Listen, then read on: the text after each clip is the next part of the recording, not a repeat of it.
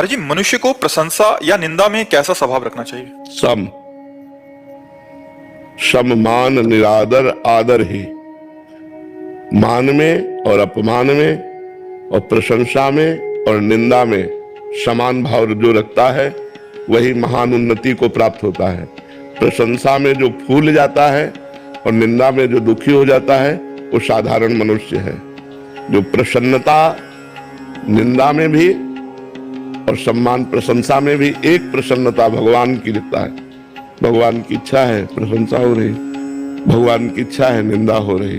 जब निंदा हो तब ये देख लेना चाहिए कि जो निंदा हो रही है वो दोष हम में तो नहीं है, तो हमें पहले चेक करना है अपने को। अब अगर उत्तर आया अंदर से नहीं तो हमें प्रसन्न रहना चाहिए, वो उसका स्वभाव है। भगवत प्रेरित निंदा कर रहा है, अब हमारी कोई प्रशंसा कर रहा है तो हमें देखना चाहिए कि हमें कोई सद्गुण नहीं था।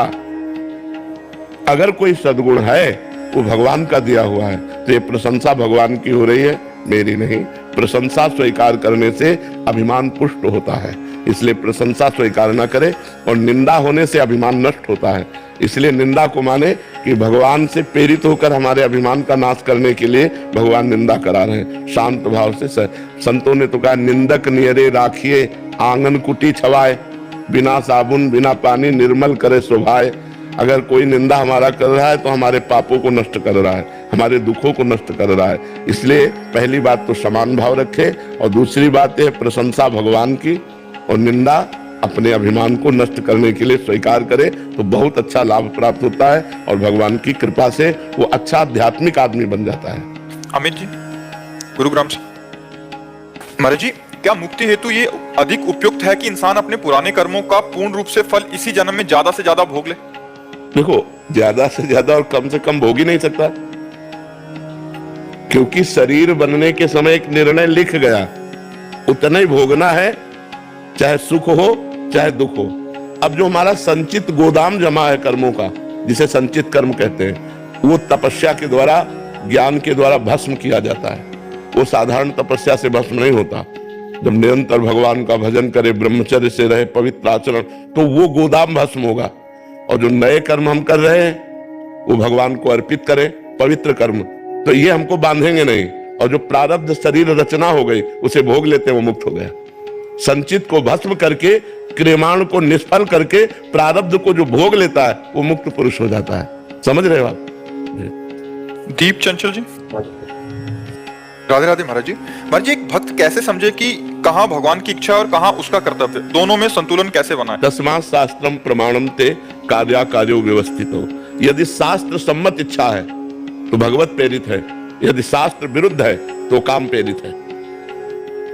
अर्जुन जी ने भगवान से पूछा कि ना चाहते हुए भी ऐसा लगता है कोई हमारे ऊपर बैठकर हमसे पाप कर्म करा देता है, तो भगवान ने कहा, कामेश क्रोधेश रजोगुण समुद्भवा। रजोगुण से प्रकट हुआ काम और क्रोध, यही हिंसा और पाप करवाता है। तो काम प्रेरणा से धर्म विरुद्ध आचरण की प्रेरणा होगी, और राम प्रेरणा से धर्म युक्त आचरण की प्रेरणा होगी। ये पहचान है। अगर धर्म के विरुद्ध कोई बात है तो काम अंदर बैठा हुआ काम रूपी शत्रु, वो हमसे पाप कराना चाहता है, और धर्म युक्त है तो भगवान से प्रेरित है। ये बात देखना चाहिए। अब जैसे दूसरी माई बहन की तरफ गंदी दृष्टि, गंदी क्रिया, गंदी भावना, ये सब काम के अंतर्गत है। काम, कामना, वासना, ये पाप कर्म करा रही है। इसे हम नहीं कह सकते कि भगवान के द्वारा प्रेरित है। दूसरों का उपकार करना, खूब नाम जप करना, ये अच्छे अच्छे आचरण होना, ये भगवान की प्रेरणा से होते हैं। ये बात समझना है। लक्षिता खंडेलवाल जी, राधे राधे। राधे राधे। महाराज जी, महाराज जी, क्या एक भक्त का बहुत भक्ति में लीन होना उसकी पढ़ाई में रुकावट हो सकता है? कभी कभी पढ़ाई ऐसा हो ही नहीं सकता कि एक विद्यार्थी बहुत भक्ति में लीन हो जाए उसकी पढ़ाई रुक जाए, ऐसा नहीं, क्योंकि पढ़ाई भी तो भक्ति है। जैसे एक किसान आदमी भक्ति करता है तो खेती छोड़ थोड़ी देता है, व्यापारी भक्ति करता है तो व्यापार थोड़ी छोड़ देता है। अम्बरीश जी चक्रवर्ती सम्राट थे तो राज्य छोड़ के बाबा जी थोड़ी बन गए, राजा ही तो थे। जनक जी परम ज्ञानी महात्मा है तो राजा ही तो थे। तो अपने कर्तव्य का पालन करना ही तो भक्ति है। तो एक विद्यार्थी के जीवन का विद्या अध्ययन करना ये भक्ति है। नाम जप करे और समय से विद्या अध्ययन करे, विद्या का अपना कार्य पूरा करे, यही तो भक्ति है। भक्ति का मतलब थोड़ी है कि माला लेके बैठ गए सब छोड़ दिया, नहीं, ये बात नहीं। भक्ति को समझना होगा। एक व्यापारी का व्यापार भक्ति है, एक डॉक्टर का मरीज भक्ति है, जितने मरीज आए उनको भगवान की भावना से सेवा करो। अपने अपने पद, अपने अपने कर्तव्य रूपी पूजा से भगवान को रिझाओ और नाम जप करो, कोई परेशानी नहीं। ऐसा तो नहीं है कि भक्ति में लीन होकर कर्तव्य कर्म छूट जाते हो। अगर वो छूट जाते तो हम तो बचपन से लगे हैं, जो प्रश्न करते उसका उत्तर दे रहे हैं यार, तुम्हारे बीच में बैठे हैं, तो क्या भक्ति में लीन नहीं हुए क्या? पूरा जीवन उसी में चला गया। तो ये बात समझना, किसी को ऐसा लगता हो कि भक्ति करने से सब कुछ छूट जाता है, वो गलत छूट जाता है, सही सब होता रहता है। नहीं तो देखो, अम्बरीश जी महान भागवत चक्रवर्ती सम्राट थे, जनक जी परम ज्ञानी राजा थे, तो ऐसा नहीं है। अपने अपने कर्तव्य कर्म को, तो एक विद्यार्थी को चाहिए कि भगवान की भक्ति मानकर विद्या अध्ययन करे और नाम जप करे, गंदे आचरणों से बचे। भक्ति का मतलब गंदे आचरणों का त्याग करना। जिसे तुम समझते हो ये पाप है, वो आचरण मत करो। अगर वो आचरण करोगे तो फिर भक्ति नहीं रहेगी। महाराज जी, काफी जने कभी कभी ऐसे आते हैं कि वो सब मतलब घर के सारे काम छोड़ दिए और केवल भक्ति में लग गए। महाराज जी ऐसा वो कह रहे हैं कि हमारे बच्चे ऐसा कर रहे हैं, तो महाराज जी ये गलत है, ये गलत है। कभी हमने उपदेश ऐसा नहीं दिया, कहीं भगवान ने उपदेश ऐसा नहीं दिया। अर्जुन जी कह रहे हैं मैं युद्ध नहीं करूंगा, भजन करूंगा जाके सन्यासी बन के, तो भगवान मना कर रहे, कह रहे युद्ध करो। अपने कर्म को करने का आदेश दिया गया। वैसा थोड़ी कि आप कर्म छोड़ करके माला लेके बैठ जाना, ये प्रमाद है, ये गलत है। जिसका जो कर्तव्य है वो कर्तव्य कर्म करते हुए भजन करो।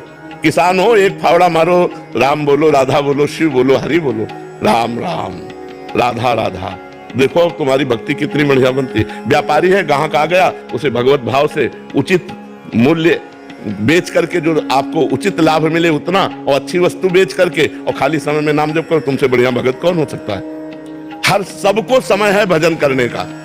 अब कोई प्रमादवश बोले कि भाई हमको 8 घंटे ड्यूटी करा, तो 8 घंटे ड्यूटी बराबर कोई नहीं करता। हम माना 1 घंटा आप कंप्यूटर चला, फिर इसके बाद नाम जप करो, बीच बीच में राधा राधा बोल लो, धर्म युक्त कार्य करो, हो गई भक्ति। भक्ति का मतलब ये जो काम छोड़कर भक्ति करना चाहते हैं, काम चोर है, ये भक्त नहीं है। बड़े बड़े संतों को देखो, पूरे विश्व कल्याण के लिए क्या क्या करते रहते हैं। आप तो अपने परिवार का पोषण नहीं कर पा रहे हो, लाखों लोगों का पोषण कर रहे हैं, तो भक्तों को देखो कितनी बड़ी सेवा मिली हुई है। तो ये अपने कर्तव्यों का त्याग करना भक्ति नहीं है, कर्तव्य कर्म को करते हुए भजन करना भक्ति है। हमारे जो एकदम ऐसा कह रहे कि ऐसा वैराग्य चढ़ जाता है कि वो सब नाम में लग गए। हम तो बचपन से बैरागी हैं, फिर हमको तो मतलब कहीं गुफा में घुस जाना चाहिए था। ऐसा नहीं है। हाँ, मन उदास हो जाता है संसार के भोगों से, और धर्म युक्त भजन करते रुचि नहीं रहती, संसार में रुचि नहीं रहती, पर कर्तव्य कर्म का पालन होता है। अब जैसे हमसे रुचि पूछी जाए कि आपकी रुचि क्या है, तो हम यही कहेंगे कि हमसे 24 घंटे में कोई ना मिले, ये मेरी रुचि है। लेकिन मुझे जो कर्तव्य कर्म मिला है, तो देखो बीमार है लेकिन हम समय दे रहे हैं कि हमारा ये समय एकांतिक का है, हम ये समय पूरा करके ही जाएंगे। एकांतिक पूरा होते ही डायलिसिस में जाएंगे, पर हम एकांतिक करके जाएंगे। तो हम अपने कर्तव्य कर्म को छोड़ दें, ऐसा नहीं, अपने कर्तव्य कर्म में डटे हुए। हाँ, वैसी परिस्थिति आ जाए कि आवाजें नहीं निकल रही, बैठे नहीं जा रहा, तो बात अलग है जी। पूजा वर्मा जी, दुबई से। राधे राधे महाराज जी। महाराज जी, आज के समय में नाम जप को और कैसे बढ़ा सकते हैं महाराज जी? क्या केवल नाम जप से श्री राधा रानी की प्राप्ति हो सकती है? पक्का केवल नाम जप से हो सकती है। नाम से बढ़कर कोई तपस्या नहीं, नाम से बढ़कर कोई ज्ञान नहीं। यज्ञानाम जप यज्ञोस्मि, भगवान कह रहे हैं यज्ञों में सर्वश्रेष्ठ यज्ञ कौन है? जप यज्ञ। राधा राधा राधा, कृष्ण कृष्ण कृष्ण, राम राम राम। भगवान कलयुग केवल नाम आधारा, सुमिर सुमिर नर उतरहि पारा।